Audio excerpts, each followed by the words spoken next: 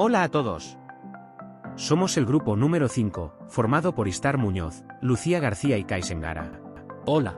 ¿Qué tal? ¿Estáis?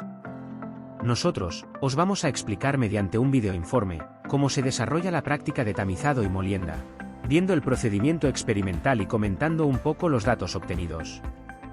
¿Y en qué consiste? Pues antes que nada, tenemos que saber que la práctica consta de dos fases, tamizado y molienda. El tamizado es una operación unitaria que tiene como objetivo separar las partículas según su tamaño gracias a la ayuda de una columna de tamices. Para realizar el proceso se necesitan vibraciones que permitan pasar a estas partículas por los huecos de cada tamiz.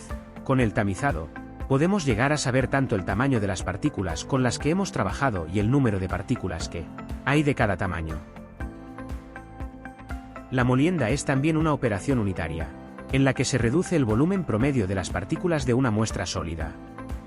Esto se produce dentro de un molino, en el cual vamos a poder modificar algunas de las variables principales del proceso, como es el volumen de llenado, la velocidad del molino o el tiempo de residencia de las partículas dentro del molino. Vamos a presentar los materiales que vamos a utilizar. Necesitaremos una columna de tamices de diferente diámetro, un tamizador, un molino, un dispositivo para la molienda, sal, una báscula de precisión para pesar la sal, una regla para medir el molino, un recipiente de plástico donde verteremos el contenido del molino, un cepillo para limpiar las bolas, una llave Allen para abrir y cerrar el molino, bolas de diferentes diámetros, y una báscula para pesar los tamices. Bueno, vamos a entrar en materia y vamos a explicar paso por paso el procedimiento experimental. Lo primero que vamos a hacer es preparar todos los pasos previos al proceso. Para empezar, vamos a introducir una cantidad de sal bastante importante dentro del secador, alrededor de 1 kilogramo, para que, una vez que la sal haya perdido la humedad podamos utilizarla. Luego, vamos a medir las dimensiones del molino, apuntando su altura y su diámetro interior, datos con los que vamos a calcular el volumen de llenado del molino. También vamos a apuntar el peso de cada tamiz por separado, para luego saber la cantidad de sal que tendremos según el diámetro de partícula. Una vez hayamos realizado estos pasos previos y la sal ya la tengamos con un porcentaje de humedad muy bajo, empezaremos con el procedimiento. Vamos a comenzar tomando una cantidad de sal seca pesándola en la báscula de precisión. Esta sal se ha secado previamente en la estufa, como hemos comentado antes. Una vez tengamos la cantidad de sal elegida, vamos a introducir las bolas con el tamaño que queramos trabajar. Aquí, medimos la altura de llenado, para luego, calcular el porcentaje de llenado del molino. Seguidamente, vamos a introducir la muestra de sal que acabamos de pesar. Cuando tengamos la sal y las bolas en el interior del molino, vamos a cerrarlo. El molino lo vamos a colocar encima de la máquina de molienda y vamos a especificar la velocidad y el tiempo con el que se va a trabajar.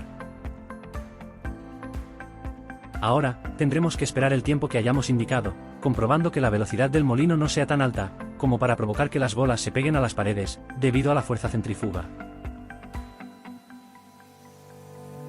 Pasado el tiempo, vamos a coger el molino y abrirlo. En este paso hay que tener cuidado ya que parte de la sal se queda en la tapa debido a la fuerza centrífuga durante el proceso de molienda. Entonces, lo que hacemos es, con la ayuda de un cepillo, recoger toda la cantidad de sal molida que se haya quedado en las paredes o en la tapa del molino, pasándolo a un recipiente de plástico. En este mismo recipiente vamos a verter todo el contenido del molino, con las bolas incluidas. Las bolas, las vamos a limpiar una por una en la medida de lo posible, para recoger toda la sal que se haya podido adherir a su superficie. Una vez hayamos recogido la sal, vamos a verter todo el contenido encima de la columna de tamices. Un breve inciso. Por favor, aseguraos que los tamices están en orden, no vayáis luego a llevaros algún susto. Una vez que tengamos toda la sal en la columna, cerramos la columna y seleccionamos la potencia y el tiempo de tamizado, el cual debe ser de unos 5 minutos. Dejamos tamizar, observando que no se produzcan obstrucciones por exceso de cantidad. Cuando termine el tamizado, vamos a coger cada uno de los tamices y los vamos a pesar, recogiendo una masa que será la suma de la del tamiz y la sal. Por último, vamos a limpiar los tamices para volverlos a utilizar en la siguiente experiencia. Ahora que ya sabéis cómo se realiza el tamizado y la molienda, vamos a hablar un poco de los resultados que hemos obtenido, luego de modificar las diferentes variables. Las variables que hemos modificado han sido las siguientes: la humedad de la sal, la velocidad a la que gira el molino, el tiempo de residencia del sólido en el interior del molino, y el volumen de llenado del molino. Para comparar los resultados obtenidos, vamos a ver varios gráficos. Dentro de cada gráfico vamos a poder ver todos los resultados de cada experiencia, y así podremos verlo todo con mayor facilidad. La primera variable que hemos trabajado ha sido la humedad. Para obtener diferentes resultados, hemos cogido dos muestras de sal con la misma masa, húmeda y seca. Primero las hemos tamizado sin realizar la molienda. De esta forma podemos observar el tamaño de partícula de la muestra original.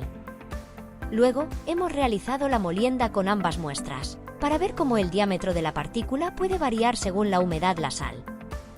En los resultados de las 4 experiencias, podemos ver cómo la humedad no ha tenido un papel fundamental a la hora de variar el tamaño de partícula.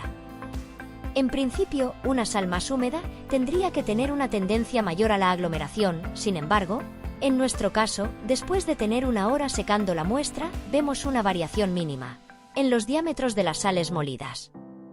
También se observa una cantidad de partículas finas más equilibrada en todos los tamaños en la sal seca molida. Por tanto, aunque hay una diferencia muy pequeña, podemos observar cómo es más eficaz realizar la experiencia con una sal seca. La siguiente variable que hemos tratado ha sido el tiempo de residencia, es decir, el tiempo en el que la sal permanece en el interior del molino, en continuo movimiento y contacto con las bolas. Para esta experiencia, hemos modificado el tiempo 3 veces, utilizando un tiempo de residencia de 5 minutos, de 10 minutos y de 15 minutos. Con esta variable, vemos unos cambios bastante más marcados que con el caso anterior. Observando las gráficas, podemos ver claramente cómo un tiempo mayor de residencia influye en gran medida en la producción de fino. El hecho de que la sal se encuentra más tiempo en el interior del molino, significa que ésta se está en contacto con las bolas durante un periodo de tiempo mayor y, por tanto, se produce una mayor cantidad de partículas pequeñas. Si miramos de cerca las gráficas, tanto las distribuciones en masa y número, como las gráficas de los diámetros, podemos ver cómo hay una diferencia mayor a la hora de producir fino, de la experiencia con 5 minutos a los 10, que con la experiencia de los 10 minutos a los 15. Esto se debe principalmente a que existe para todas las condiciones un tiempo de residencia límite, en el que a partir de ese momento ya no se vaya a producir más fino. Entonces, esto podemos verlo en nuestras gráficas, ya que a medida que nos vamos acercando a ese tiempo límite, empezamos a perder eficacia en el proceso. La siguiente variable que hemos modificado ha sido la velocidad de rotación del molino. Para ello, hemos realizado 4 experiencias a 4 velocidades diferentes. Se ha utilizado 100, 150, 200 y 250 revoluciones por minuto.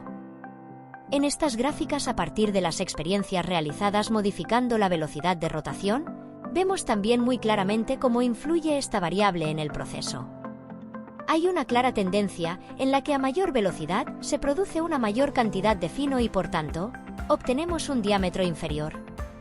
El único cuidado que debemos tener a la hora de modificar la velocidad es verificar que el molino no alcance una velocidad tan alta que provoque que las partículas y bolas se peguen a las paredes debido a la fuerza centrífuga.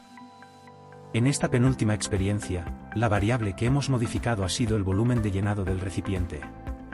Para calcular ese volumen de llenado, simplemente, medimos el molino vacío, y luego lo volvemos a medir según la altura que hayan alcanzado las bolas que hemos introducido. En nuestro caso, hemos realizado la experiencia con 3 volúmenes diferentes: un 10%, un 25% y un 48%. Aquí hay algo interesante a la hora de observar los resultados. Se observa muy claramente como un volumen demasiado bajo resulta en un proceso de molienda ineficaz. Se puede ver claramente como en ambas experiencias se produce muy poco fino, y esto se ve aún más claro cuando observamos la experiencia realizada con casi el 50%, donde la producción de fino es muy alto y además quedan muy pocas partículas de 1 milímetro. En esta variable, hubiera sido conveniente haber realizado una experiencia más con un porcentaje de entre un 25 y un 40%, ya que se estima que una molienda eficaz se produce entre el 30 y 50%. Aún así, se ve claramente como a volúmenes muy bajos y por tanto, volúmenes muy altos, el proceso es ineficaz. En estas últimas experiencias, hemos modificado el diámetro de bola que hemos introducido en el interior del molino. Hemos realizado 3 experiencias, con 5, 10 y 15 milímetros de diámetro. Esta es la variable que más dudas nos ha generado según nuestros resultados.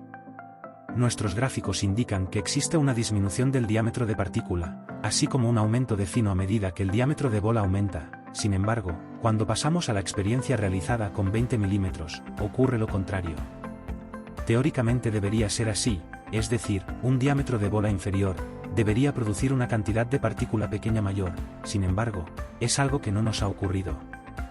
Los motivos pueden ser que las condiciones que hemos fijado no hayan sido las óptimas, y por tanto no se hayan cumplido los resultados previstos. Bueno compañeros, espero que os haya gustado nuestra presentación y que yo no os haya distraído mucho con mis pequeñas puntualizaciones. Gracias por vuestra atención, hasta pronto. Adiós.